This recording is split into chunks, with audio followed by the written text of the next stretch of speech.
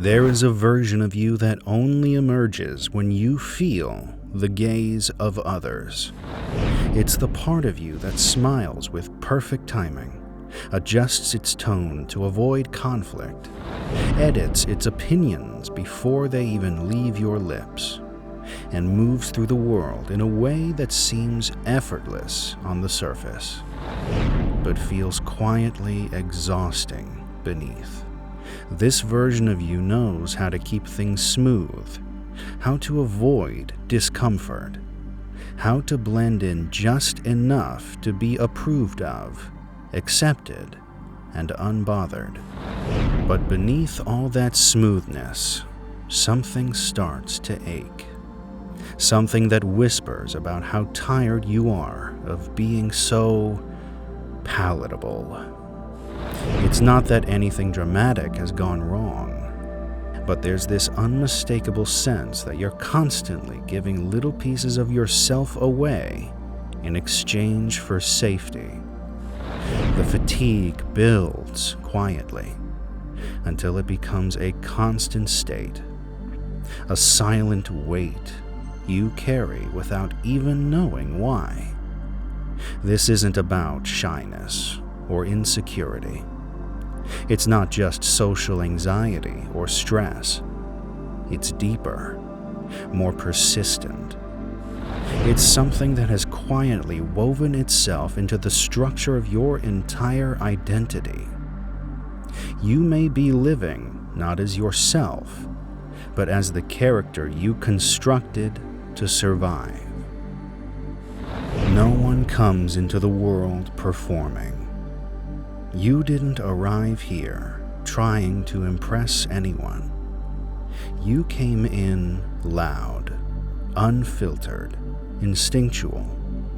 You expressed every emotion as it arose, chased every spark of curiosity without hesitation. You were fully present, fully alive, utterly yourself. But as life unfolded, you learned, through subtle and sometimes sharp lessons, that certain parts of you were not welcome. Maybe you were too curious and were told to stop asking so many questions.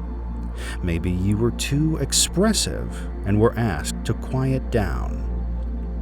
Maybe your sadness made others uncomfortable, or your joy felt too loud for the room.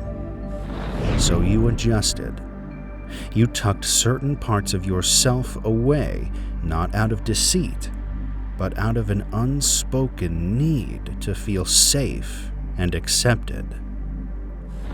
In doing so, you began building what psychologists call an adaptive identity, a kind of internal armor that helps you move through the world while minimizing the risk of rejection.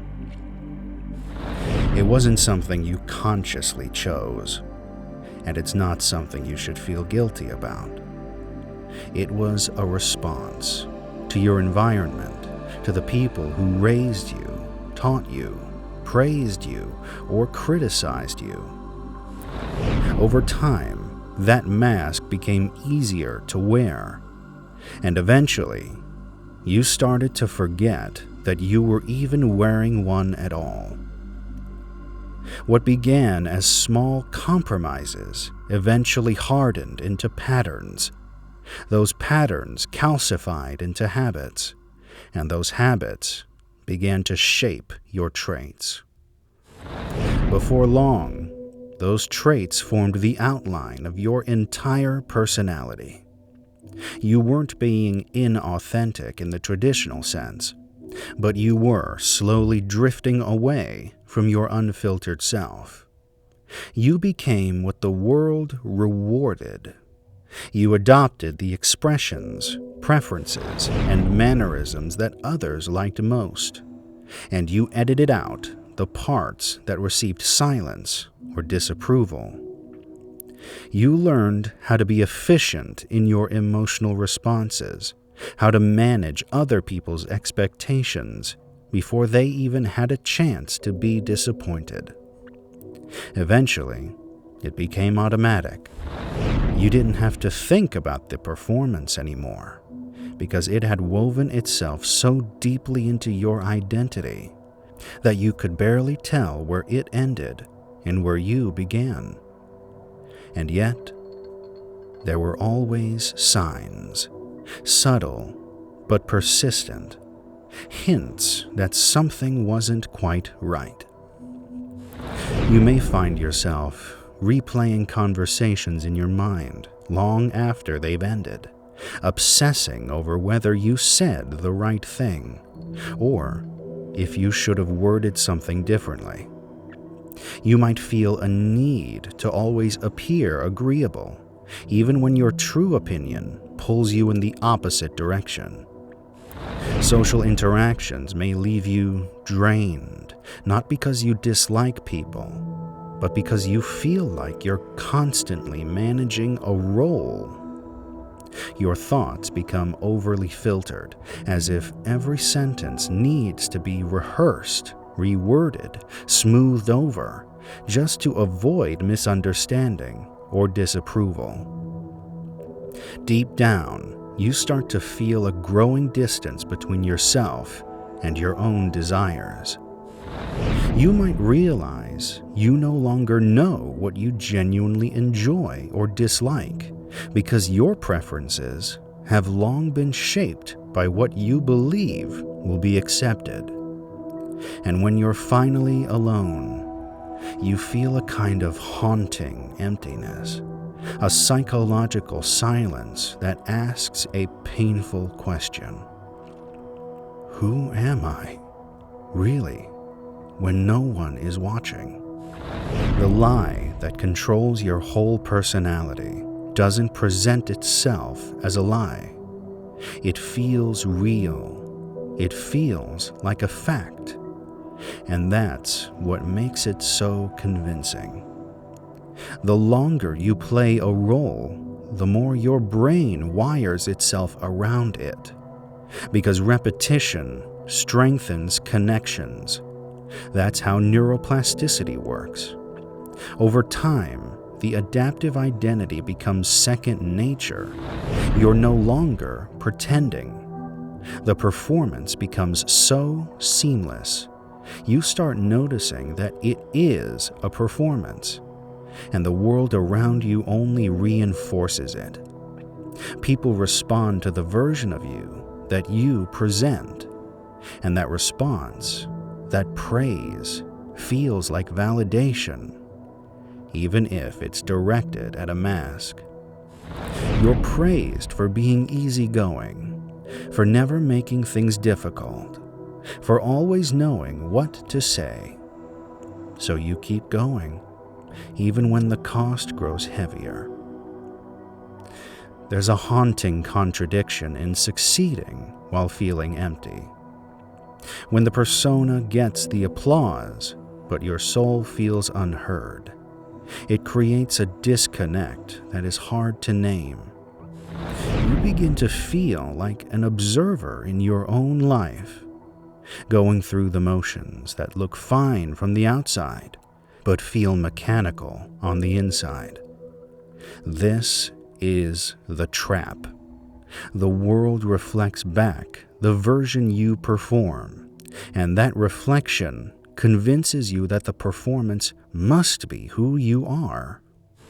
But beneath it all, there is another voice, a quieter one, asking if maybe this isn't the full story. The truth is, this is not who you are. It's who you had to be, and that difference matters. It opens a door. The cost of continuing to live this way is immense, and it creeps in slowly. Emotional numbness becomes a baseline. You find yourself unable to connect with deep joy or deep sadness because you've trained yourself to remain neutral, to be unshakable, to keep the waters calm. Exhaustion becomes chronic, not just from work or life, but from the sheer weight of holding up a personality that no longer fits. You feel sadness without a name, depression without a clear cause, a vague but persistent sense of loss that can't be pinned to any single event. Over time, something subtle but profound begins to shift inside you. The things that once made your heart beat faster, the moments that used to light you up, begin to lose their color. It's not that you've become indifferent or lazy. It's that your connection to your own passions starts to fade like a distant echo. You might catch glimpses of your old enthusiasm here and there, but it feels out of reach, like it belongs to someone else entirely. What once stirred your spirit now feels muted, and you struggle to summon the same energy or curiosity that came so easily before. Life, once vivid and expansive, begins to shrink into something repetitive. Each day starts to resemble the one before. You wake up, move through your responsibilities, complete your tasks, and at the end of the day feeling like something essential is missing, but you can't quite name what it is. What is perhaps most unsettling is how this emptiness becomes familiar. The absence of aliveness no longer feels like a warning. It just becomes the new normal. You adapt to it. You function within it. You convince yourself that this is simply how life is meant to feel. Most people fall into this quiet erosion of the self without realizing it. They perform identities shaped by expectations, not truth. They are praised, even loved, but remain unknown. They live entire lives without ever returning to the person they were before the performance began. But you still have time. You can choose differently. There is another way. It starts with remembering. You don't need to invent a new self. You simply need to uncover the one that's been buried beneath layers of performance. That version of you is not gone. It's just been quiet, waiting for a moment when it's safe to reemerge. You begin to find it by asking gentle, honest questions. One of the most powerful is this: what would I do if no one was watching? Let the answer come without judgment. Maybe it's silly, maybe it's unconventional, maybe it makes no sense at all. That is a good sign. It means you're reconnecting with something real. You also can begin by saying no when you mean no, even if it feels uncomfortable. That discomfort is not a sign that there's something wrong. It's a sign that something is changing. Claiming your truth often feels unnatural at first because you were trained to betray it. One of the most powerful, yet often overlooked, ways to begin connecting with your true self is through the act of play. Not the kind of structured play that's scheduled or optimized for performance, but the free, spontaneous, unproductive kind. The kind that exists purely for its own sake. There's something sacred about doing something with no intention beyond enjoyment, no purpose beyond presence, no metric by which to measure success or failure.